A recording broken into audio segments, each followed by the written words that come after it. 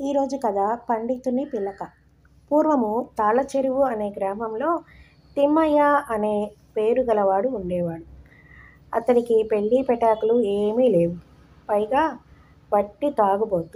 వేళకు ఇంత కూడు కుమ్ము కావాలనే సంగతే ఆలోచించేవాడు కాదు తిమ్మయ్య. ఏదో ఆకలైనప్పుడు ఎక్కడో ఒక చోటన ఎలాగో అలాగా ఆ కాస్త పని పూర్తి చేసుకునేవాడు. ఇకపోతే ముప్పొద్దులా అతడికి ఒకటే యావ కళ్ళు తాగేందుకు ఏ తాటితోపులో కన్నా వెళ్ళటం ఎలాగా అని. వయసు వచ్చినప్పటి నుంచి తిమ్మయ్య జీవితం ఇలాగే సాగుతుంది. చీకటి పడి పడకపోవటం తడువుగా ఎవ్వరూ చూడకుండా చల్లగా ఏ తాటి చెట్టో ఎక్కి నిండుగా ఉన్న కళ్ళు ముంత దింపుకొని ఎక్కడో ఒక మారుమూల చోటుకు ఉడాయించేవాడు. తెల్లవార్లు తాగి అక్కడే అటూ ఇటూ పడి దొర్లుతూ తూలుతూ పొద్దున్నే మళ్ళీ గ్రామంలోకి వచ్చి మొహం చూపేవాడు. ఒక రోజున పాపం భలే చిక్కుల్లో పడిపోయాడు.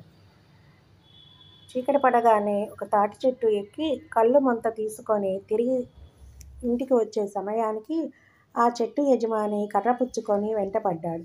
బతుకు జీవుడా అనుకొని తిమ్మయ్య ఆ చీకట్లో కాలికొద్దీ పరిగెత్తాడు. ఆ హడావుడిలో తను ఎక్కడికి పరిగెడుతున్నాడో గమనించనే లేదు తిమ్మయ్య. పైగా కటిక చీకటి. రొప్పుతూ రోజుతూ ఇక పరిగెత్తలేక ఉన్న చోటనే కూలబడిపోయి చుట్టూ చూశాడు. అతడి గుండె ఆగిపోయినంత పని అయింది. తను సరాసరి పాడుపడిన పరిసాపుడు శిథిలాల్లోకి వచ్చేశాడని తెలుసుకున్నాడు. పరిసాపుడు శిథిలాల పేరు చెబితే చాలు చుట్టుపట్ల ఉన్న ఆమడల దూరంలో ఉండే గ్రామస్తులందరి గుండె బితుకు బితుకుమంటూ ఉంటుంది. కొన్ని వందల సంవత్సరాల నాడు పాడుపడిన ఆ గ్రామం శిథిలాల్లో పట్టపగలే భూతాలు దెయ్యాలు కుస్తీపట్లు పడుతుంటాయని వాళ్ళందరికీ నమ్మకము. అందుచేత పగటిపూటైనా సరే ఎవ్వరూ అటు వెళ్ళరు. ఇక రాత్రిపూట పొరపాటున కూడా అటు వెళ్ళేవాళ్ళు కాదు. పొరపాటున ఎవరైనా తెలియని వాళ్ళు అటు వెళితే తెల్లవారి వారి ఒళ్ళంతా హూనం హూనం అయ్యి లబోదిబోమంటూ బయటపడాల్సిందే.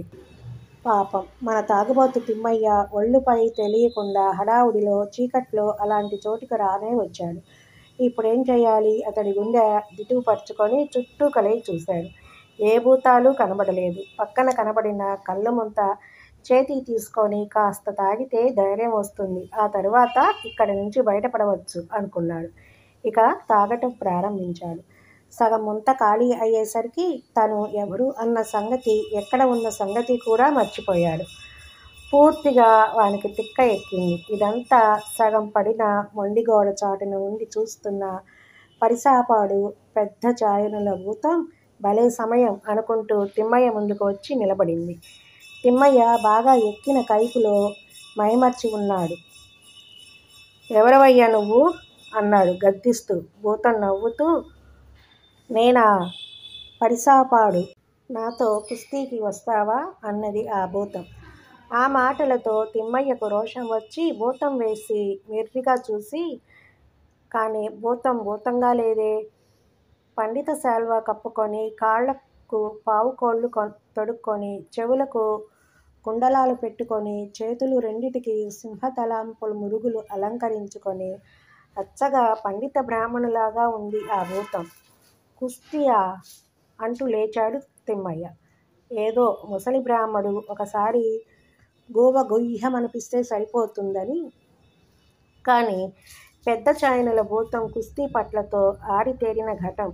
కొన్ని వందల సంవత్సరాల నుంచి వీలు కలిగినప్పుడల్లా ఎవరినో ఒకరిని ఇలాగే సవాలు చేసి పొమ్మికల్లోని సున్నం లేకుండా కొడుతూ ఉంటుంది. తిమ్మయ్య కలయబడ్డాడు. మరుక్షణంలోనే చైనల భూతం అతన్ని రెండు చేతులతో పైకెత్తి విసురుగా నేలకొట్టింది. దెబ్బతో తల దిమ్మెత్తింది. తాగింది కాస్తా దిగిపోయింది. తిమ్మయ్యకు మరుక్షణంలోనే తను పరిసాపాడు శిథిలాలలో ఉన్నాడనే సంగతి గుర్తుకొచ్చింది. ఈ సంగతి జ్ఞాపకానికి వచ్చేసరికల్లా ఒళ్ళు జలధరించింది. బాబో నన్ను వదులు, ఇక బ్రతికుండగా ఇటు రాను అంటూ ప్రాధేయపడసాగాడు తిమ్మయ్య. ముందు కుస్తీ పడతానన్నావు గదా, అదేదో కాని తిమ్మయ్య అంటూ చయానల భూతం అతడి రొమ్ము మీద కూర్చొని గొంతు పిసకసాగింది. తిమ్మయ్యకు ముచ్చెమటలు పోశాయి. ఇక ఎలా అయినా చచ్చిపోతున్నాను గదా అని తెగించాడు. ఆ తెగింపుతో భూతం తల గట్టిగా చేతులతో పట్టుకొని కిందకు లాగాడు. చయనోల భూతానికి సన్నగా చిటికెడు వేలంత లావున ఒక పిలక ఉంది. తిమ్మయ్య దాని తల పట్టుకోగానే విడిపించుకునేందుకు అటూ ఇటూ పెనుగులాడటంతో ఆ పిలక కాస్త తిమ్మయ్య గుప్పెట్లో కుదుళ్లతో కూడా బంధించింది. చచ్చాన్రో నాయనా అంటూ అరుస్తూ చైనాల భూతం తిమ్మయ్యను వదిలి లేచి నిలబడింది. బతికాన్రా బాబు అనుకుంటూ తిమ్మయ్య లేచి నిలబడ్డాడు. ఊడి వచ్చిన భూతం పిలక ఇంకా తిమ్మయ్య వేళ్ల సందులోనే ఉంది. తిమ్మయ్య, నా పిలక నాకిచ్చేయ్, నిన్నేమీ చెయ్యను అంది భూతం. తిమ్మయ్యకు ఆ మాటలతో ఎక్కడలేని ధైర్యం కలిగింది. ఓహో, ఇవ్వను, నీ పుటం అరుస్తా చూడు అంటూ పరవళ్లు తీశాడు తిమ్మయ్య. చైనోల భూతం ఏడుస్తూ మళ్ళీ ఇలా అన్నది. తిమ్మయ్య, ఆ పిలక నీకెందుకు పనికిరాదు. అది లేకుండా నేను తక్కిన భూతాల దగ్గరకు వెళ్ళనంటే అవన్నీ నన్ను కాకిని పొడిచినట్లు పొడుస్తాయి. పైగా నా బలమంతా అందులోనే ఉంది. ఆహా, అదా కదా, ఇందాకటి నుంచి ఆ మాట చెప్పావే కాదు అంటూ తిమ్మయ్య ఎగిరి గంతేసి భూతం భుజాల మీదకెక్కి కూర్చున్నాడు. పిలక కాస్త తాగుబోతు తిమ్మయ్య చేతిలోకి ఊడి రావటం చేత శక్తి అంతా ఉడిగిపోయిన భూతం ఇక తిమ్మయ్యను ఏమీ చేయలేక ఏడుస్తూ కాళ్ళ వేళ్ళ పడింది.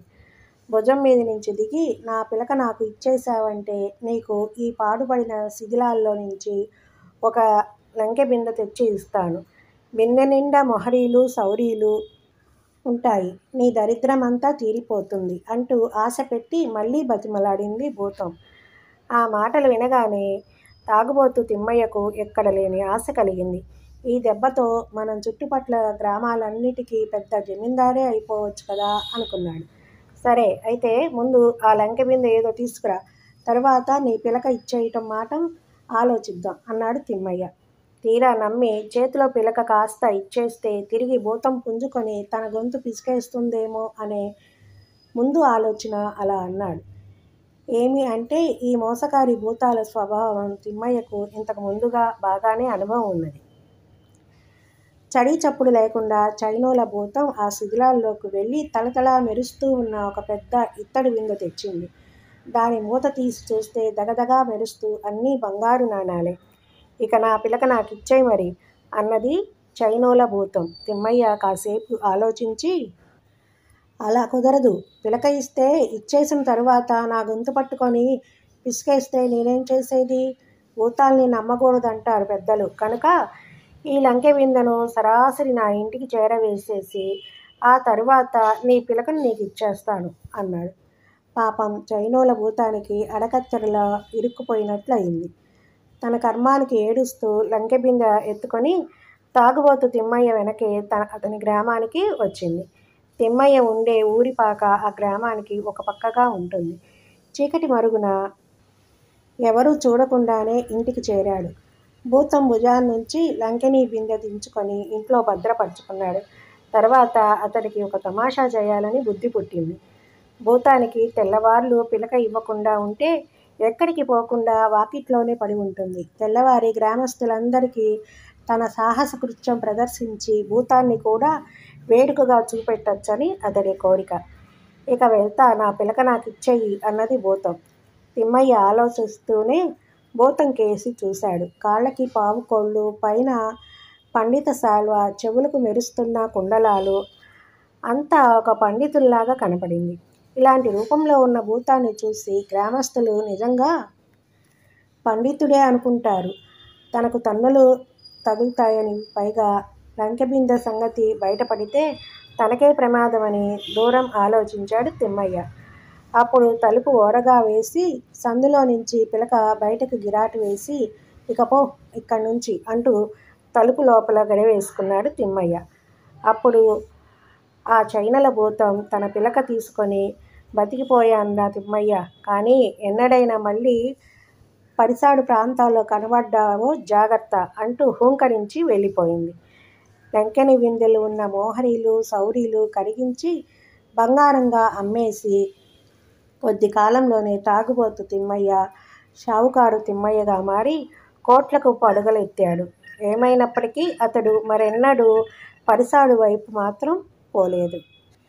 తన అదృష్టానికి తానే ఆనందంగా మురిసిపోయాడు. ఈ కథ ఇంతటితో సమాప్తం.